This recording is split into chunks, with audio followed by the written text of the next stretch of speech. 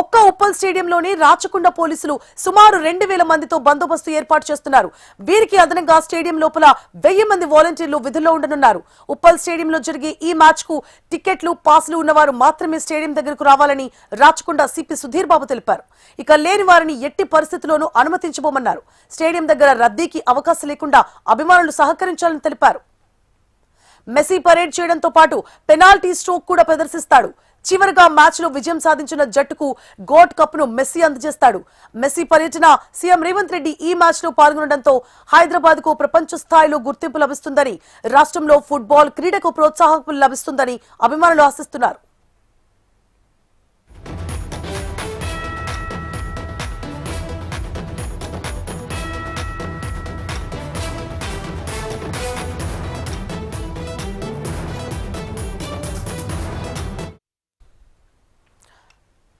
ఇవాళ కాంగ్రెస్ అగ్రనేత రాహుల్ గాంధీ హైదరాబాద్ రానున్నారు. ఫుట్బాల్ దిగ్గజం లియోనెల్ మెస్సీ, సీఎం రేవంత్ జట్ల మధ్య జరగనున్న ఫ్రెండ్లీ మ్యాచ్ ను వీక్షించేందుకు ఆయన నగరానికి వచ్చేస్తున్నారు. ఈ కార్యక్రమానికి ఉప్పల్ స్టేడియం వేదిక కానుంది. ఇందులో మెస్సీ, సీఎం రేవంత్ తో పాటు పలువురు అంతర్జాతీయ క్రీడాకారులు పాల్గొననున్నారు. రైట్, ఇదే అంశానికి సంబంధించి పూర్తి డీటెయిల్స్ ని మా ప్రతినిధి ఆర్కే అందిస్తారు. ఆర్కే. సువర్ణ, ఈ రోజు ఫుట్బాల్ కింగ్ అయిన మెస్సీ హైదరాబాద్ కి అయితే రాబోతున్నారు. ఇప్పటికే కోల్కతాకి ఆయన చేరుకోవడం జరిగింది.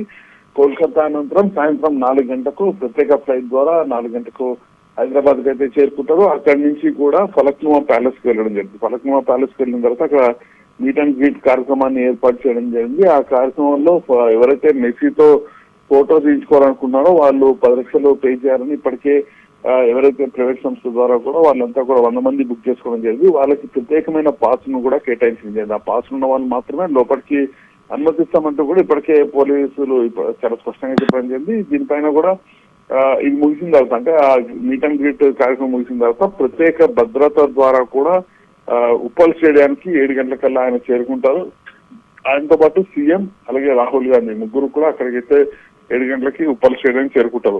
ఉప్పల్ స్టేడియం చేరుకున్న తర్వాత మొదటి 20 నిమిషాలు కూడా చిన్నపిల్లల మధ్య మ్యాచ్ అయితే జరుగుతుంది. 20 నిమిషాలు మ్యాచ్ ముగిసిన తర్వాత అప్పుడు RRR వర్సెస్ అపర్ణకు సంబంధించిన మ్యాచ్ అయితే జరుగుతుంది. ఈ మ్యాచ్ కొనసాగుతున్న లాస్ట్ 10 నిమిషాల్లో ఇటు సీఎం రాహుల్ గాంధీ అలాగే మెస్సీతో పాటు ఇద్దరు క్రీడాకారులు ఎవరైతే ఉన్నారో వాళ్ళు కూడా ఈ ఫుట్బాల్ మ్యాచ్ లో అయితే పార్టిసిపేట్ చేయడం జరుగుతుంది.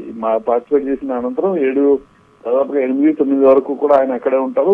కార్యక్రమం ముగిసిన తర్వాత అక్కడి నుంచి నేరుగా ఆయన ప్రత్యేక విమానం ద్వారా ఢిల్లీకి అయితే వెళ్ళడం జరుగుతుంది. అయితే ఈ ఉప్పల్ స్టేడియం సంబంధించి 4 గంటల నుంచి కూడా లోపలికి అయితే అలౌ చేస్తామంటూ కూడా ఇప్పటికీ చెప్పడం జరిగింది. ప్రత్యేక యాప్ ను కూడా క్రియేట్ చేయడం జరిగింది. యాప్ ద్వారానే మొత్తం కూడా డిజిటల్ గానీ మొత్తం కూడా గతంలో మనం ఏ మ్యాచ్ జరిగినా కూడా పాసులు అనేవి చూడడం జరిగింది. కానీ ఈసారి మొత్తం కూడా డిజిటల్ వేలోనే లోపలికైతే అనుమతించడం జరుగుతుంది. అయితే ఇప్పటివరకు కూడా ఇటు మీడియాకి సంబంధించిన పాసుల విషయంలో మాత్రం ఇంకా క్లారిటీ రాలేదు. లోపల కవరేజ్ విషయంలో ఇంకా పాసులకు సంబంధించి ప్రైవేట్ ఎవరైతే మొత్తం వ్యవహారం చేస్తున్నారో వాళ్ళైతే ఇంకా ఈ పాసుల విషయంలో మాత్రం క్లారిటీ రాలేదు. మరోవైపు దాదాపుగా ఉప్పల్ స్టేడియంలో 39,000 మంది కెపాసిటీ ఉంటుంది. దానికి తగ్గట్టుగానే ఇప్పటికే పాసుల అమ్మకాలు కూడా పూర్తి స్థాయిలో జరిగాయి. ఇప్పటి వరకు కూడా దాదాపుగా 15,000 వరకు కూడా అత్యధికంగా టికెట్లను అయితే ఇందులో ఉంచడం జరిగింది. ఆ టికెట్లన్నీ పెట్టిన అరగంటలోనే పూర్తి స్థాయిలో సోల్డ్ అవుట్ అవడం జరిగింది. ఇక ఎక్కువగా కూడా ఇటు గోవా అలాగే కోల్కతా, ముంబై, ఢిల్లీ ఈ ప్రాంతాల నుంచి ఎక్కువగా కూడా సాకర్ అక్కడ ఎక్కువగా ఉంటుంది కాబట్టి అక్కడి నుంచి చాలా మంది కూడా అభిమానులు హైదరాబాద్ కు వచ్చే అవకాశం ఉండడంతో ట్రాఫిక్ పరంగా కూడా ఆంక్షలు అయితే కొనసాగబోతున్నాయి. ఉప్పల్ ఏదైతే మొత్తం కూడా అంతా కూడా జాతీయ రహదారి కాబట్టి ఇటు వరంగల్కి వెళ్లే ప్రధాన రహదారి కావడంతో ట్రాఫిక్ ఎక్కువగా జామ్ అయ్యే అవకాశం ఉంది కాబట్టి ఎక్కువ మంది వచ్చేవారంతా కూడా మెట్రోని వినియోగించుకున్నట్టు కూడా పోలీస్ శాఖ చెప్పడం జరిగింది. 450 సీసీ కెమెరాలు లోపల బయట కలిపి ఏర్పాటు చేశారు. అలాగే 3,000 మంది సెక్యూరిటీని ఏర్పాటు చేశారు. కేవలం 1000 మంది సెక్యూరిటీ పోలీసులు లోపల, అంటే స్టేడియం లోపల ఏదైతుందో భద్రత మొత్తాన్ని కూడా లోపల 1000 మంది పోలీసులు అయితే పూర్తి స్థాయి పర్యవేక్షణ అయితే చేయబోతున్నారు. అడుగడుగునా కూడా పూర్తి స్థాయి నిఘాని ఏర్పాటు చేయబోతున్నారు. ఎందుకంటే అంతర్జాతీయ స్థాయి క్రీడాకారులతో పాటు రాహుల్ గాంధీ ఇటు సీఎం కూడా ఉండబోతున్నారు కాబట్టి పూర్తి స్థాయి భద్రత పరంగా ఏమాత్రం కాంప్రమైజ్ అయ్యేది లేదు అంటూ కూడా ఇప్పటికే చెప్తున్నాం. పాస్ లేని వాళ్ళు మాత్రం ఎట్టి పరిస్థితుల్లో లోపలికి అనుమతించేది లేదు. ఈ పరిసర ప్రాంతాల్లో కూడా ఉంచే పరిస్థితి లేదు. ఇటు మీడియా కూడా కోఆపరేట్ చేయాలి. మీడియా కూడా ఎవరైతే పాసులు లేవో వాళ్ళని కూడా పరిసర ప్రాంతాల్లో కూడా అనుమతించమంటూ కూడా పోలీసులు అయితే చాలా స్పష్టంగా అయితే చెప్పడం జరిగింది. ఏదేమైనా కూడా మొదటిసారి మెస్సీ భాగ్యనగర్ రావడం, పూర్తిగా కూడా అన్ని చోట్ల కూడా ఆయన కటౌట్లు, సీఎం కటౌట్లను కూడా పూర్తి స్థాయిలో ఏర్పాటు చేయడం జరిగింది. 7 గంటలకైతే ఆయన మ్యాచ్ ఏదైతే ప్రారంభం కావచ్చో మ్యాచ్ ఆయన పార్టిసిపేట్ అయితే చేయబోతున్నారు. సువర్ణ, ఆర్కే, అయితే అసలు మ్యాచ్ కి సంబంధించిన డీటెయిల్స్ ఏంటి? ఫ్రెండ్లీ మ్యాచ్ అంటున్నారు, ఆ మ్యాచ్ లో అంటే సభ్యులు ఎవరెవరు ఉండబోతున్నారు, తర్వాత జరిగే మ్యాచ్ కి సంబంధించిన సభ్యుల డీటెయిల్స్ ఏంటి? అయితే 2 జట్ల మధ్య కూడా ఈ మ్యాచ్ అయితే జరగబోతుంది. మొదటగా మనం ఇంతకుముందు చెప్పుకున్నట్టు మొదటి 20 నిమిషాలు కూడా ఎవరైతే చిన్నారులు ఉన్నారో వాళ్ళందరినీ కూడా ఆడించబోతున్నారు. అంటే ఆల్రెడీ ఫుట్బాల్ కి సంబంధించి ట్రైనింగ్ తీసుకుంటున్న ప్లేయర్స్ ఎవరైతే ఉన్నారో వాళ్ళందరూ కూడా మొదటి 20 నిమిషాల పాటు కూడా వాళ్ళైతే ఆడబోతారు. తర్వాత 20 నిమిషాలకు వచ్చేసరికి మిగతా 2 టీంలు, ఒకటి ట్రిపుల్ టీం అలాగే అపర్ణ, ఈ 2 టీంలను కూడా ఏర్పాటు చేయడం జరిగింది. ఈ టీంలకి సంబంధించి ఎవరైతే ఆల్రెడీ ప్లేయర్స్ ఉన్నారో అంటే ఫుట్బాల్ ప్లేయర్స్ ఉన్నారో వాళ్ళు ఆడతారు.